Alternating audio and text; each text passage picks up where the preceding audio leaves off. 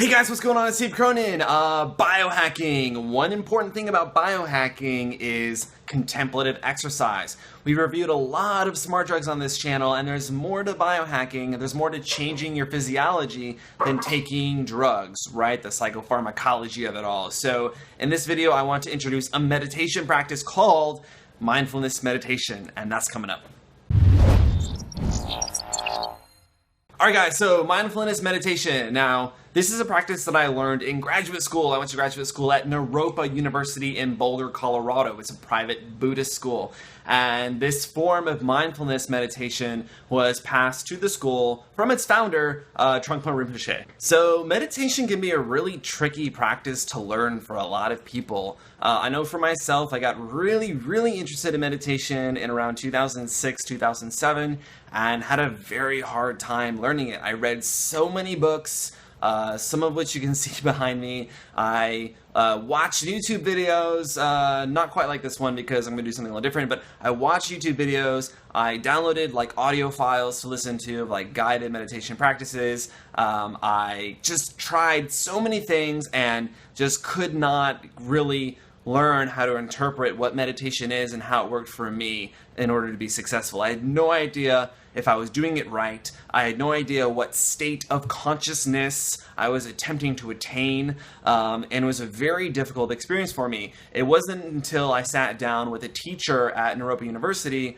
who taught me the exercise I'm going to now relate to you guys, and was able to ask this individual questions in terms of how I was interpreting some information until I was really able to understand what meditation means to me and how to practice it successfully for me. Since I sat down with a teacher, I've been able to practice it successfully, and I sat down with her in 2013. So it really hasn't been that long since I've been practicing it appropriately, whereas from 2006 on, I was trying so many different methods to try to attain that state, that meditative state that I was seeking for. So mindfulness meditation is a type of meditation in which you are going to be very aware of your body, your surroundings, and your thoughts. So it kind of mixes in the objective world and subjective world. One thing that meditation is not, and this is what I was really hung up on when I was trying to learn it on my own, meditation is not the practice of trying to think about nothing. It's also not the practice of trying to hone your attention in on one thing and only thinking about that one thing. And it's certainly not getting really upset and frustrated when you're trying to assert your attention on one thing, for example, the color red. When in 2007 I was doing this like meditation where I closed my eyes and tried to visualize like a red circle and not let my attention deviate from that red circle. And then when it did, I got really frustrated. It's like, I can't focus properly on this red circle.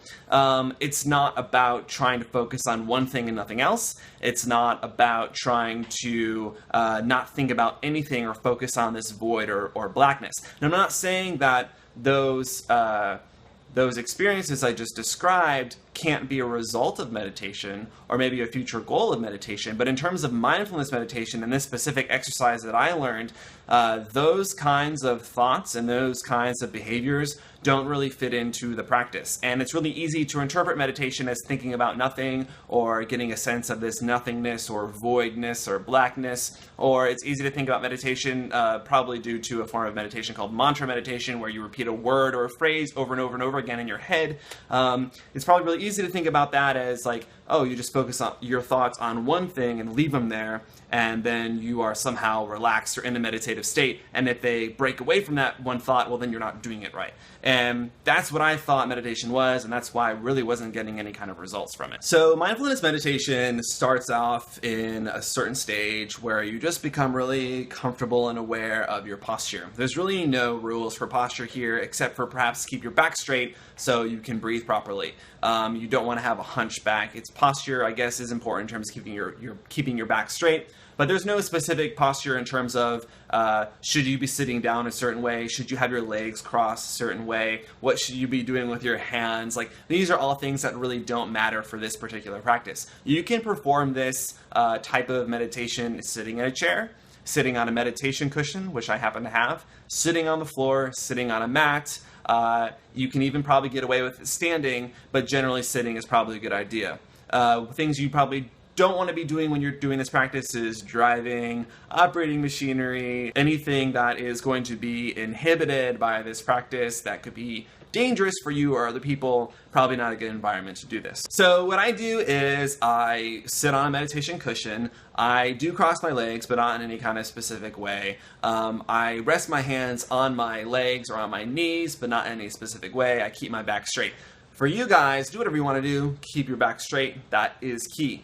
And for the first few minutes, all I do is I close my eyes and I just do whatever I want to. I let my mind wander. I kind of get used to the practice. I get used to sitting down. You know, when I first started doing this in some regular fashion for the first few weeks, it took me like 5 to 10 minutes to even really settle into what I was doing. So for the first minute or so, just don't worry about anything. Just sit down, concentrate on just whatever you want to. Like sit down and think about whatever you want to. Like practice getting comfortable. Like, you know how a dog gets up and sits down and gets up and takes a long time before a dog is comfortable? That's kind of like what the first minute or so of your meditation practice might be. It might be trying to get your seat right in your chair, or to get comfortable, or to kind of just resolve any kind of physical issues of what's going on. And what you do is just kind of sit there with your eyes closed like this, and there are some forms of mindfulness meditation when your eyes are open. Whoa, that's really too complex for me. I don't go for that. But sit there with your eyes closed like this and really just settle into your thoughts and what's going on, and settle into your body. Now, those words and those phrases, you might not know what that means. And I'm going to be very careful about how I speak, because I'm used to certain lingo now that I wasn't used to when I first started doing mindfulness meditation. So I want to kind of explain myself so you don't come away from this video being like, what does it mean to settle into your thoughts?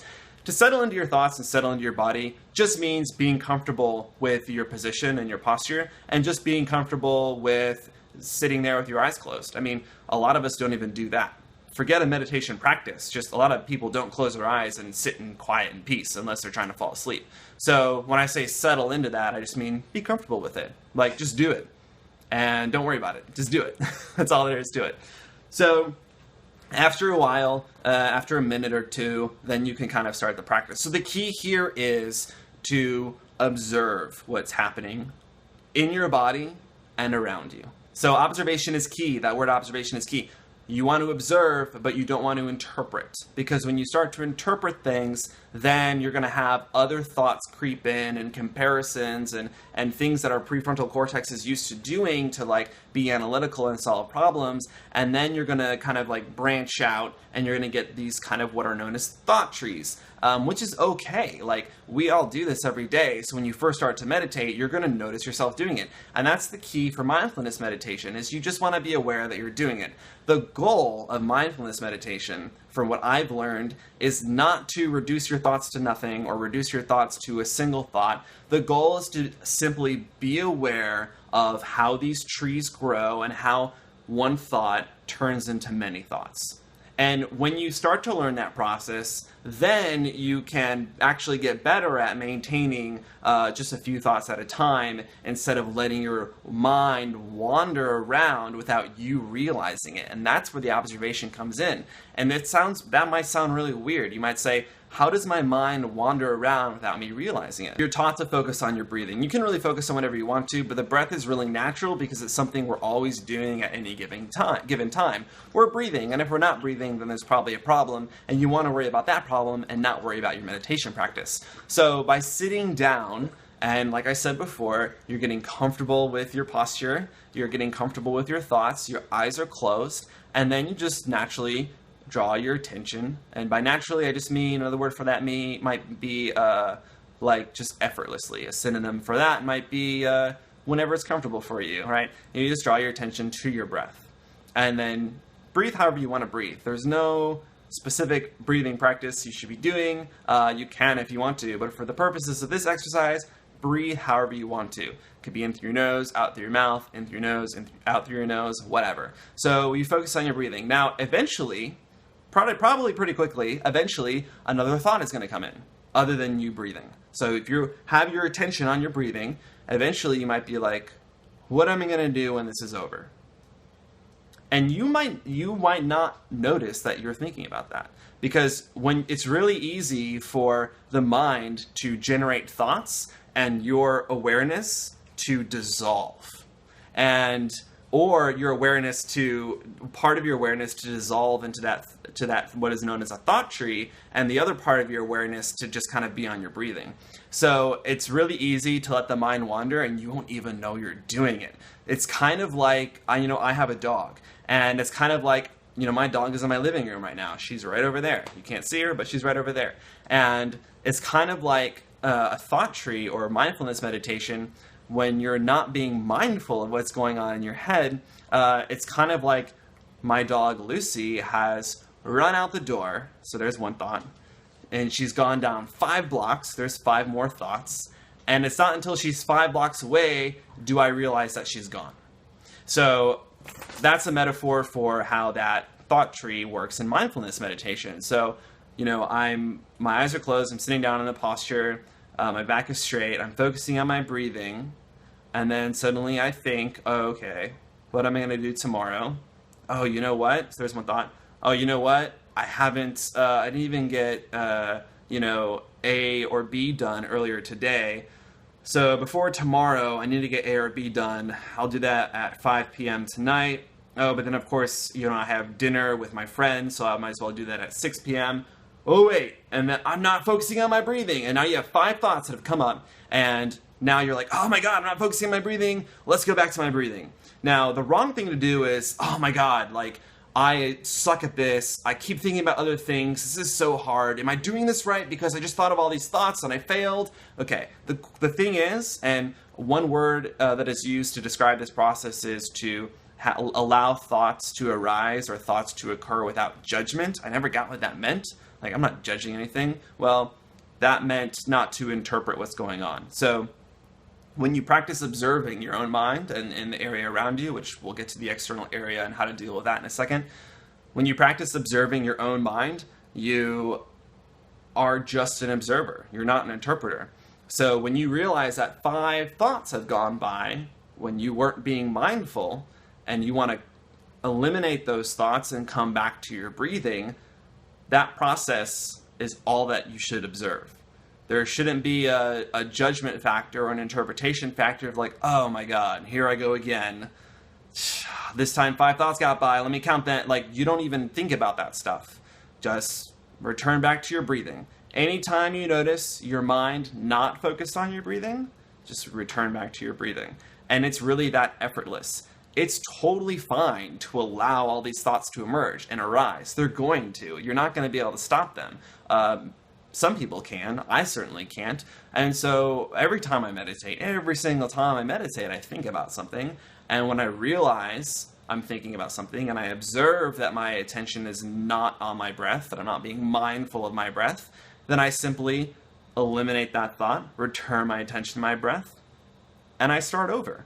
And that process of cycling, of starting over, expanding into thoughts, and then contracting back to your breath, that whole process back and forth is the process of mindfulness meditation. So in fact, when you say start over, you're like, oh my God, I didn't do it right. No, you actually just completed your first round. Now go for round 2. Expand into thoughts, come back. Now ideally, you want to get so good at being mindful of your breathing that you don't expand too far into thoughts, but you're probably going to for a long time unless you're a very seasoned meditator, where other cool things, so I've read, happen. But for now, it's kind of just focus on that process of expanding, contracting your thoughts. Don't do it purposefully. Don't, pay attention to your thoughts in a purposeful way. You always want to be mindful and pay attention to your breathing. So in the same way that things are going to happen with your thoughts in terms of, oh, I'm thinking about what I'm going to do tomorrow, things are going to happen in your physical environment.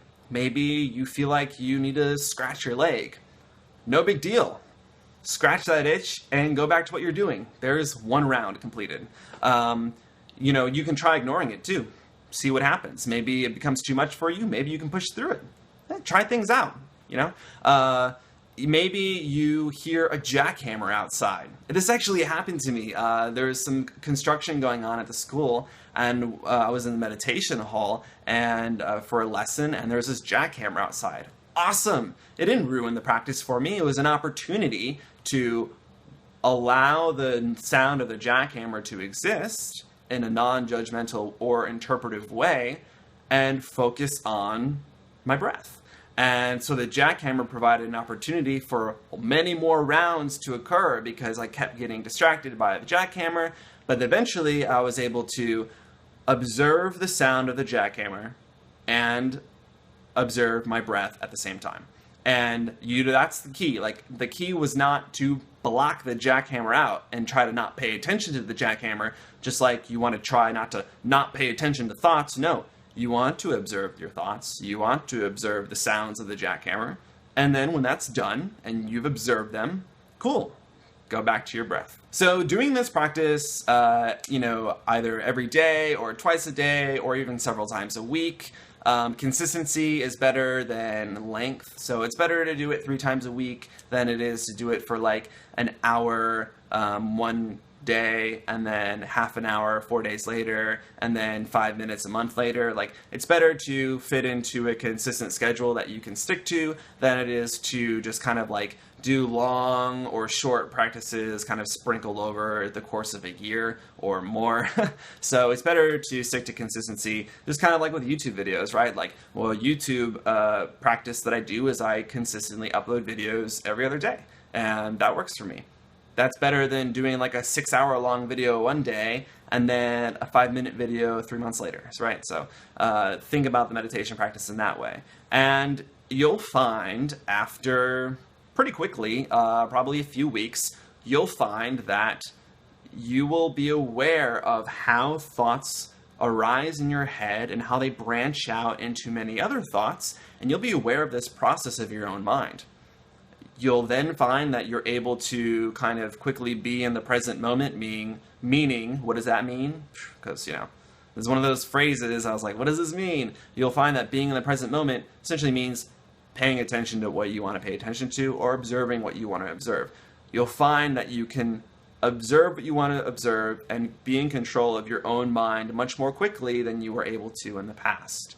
Why does this matter to biohacking? Well, biohacking is about taking control of different systems within your body and mind and using them to serve you and help meet your goals. So in the same way that you might want to take aniracetam for more focus, you can also use a mindfulness meditation practice to assist with more focus. One is a contemplative exercise to induce a physiological change in subjective experience. The other one is a drug to induce a physiological change and induce a certain subjective experience. Both practices work. Both practices exist under the umbrella of biohacking. So guys, if you like this video and you want to see more videos about biohacking, please consider subscribing to this channel. I hope that this video was helpful. This is my first time trying to communicate the ideas of meditation to anyone, much less like make a video about it. So please give me your feedback. Let me know what you think in the comments below. That's all for now. Take care.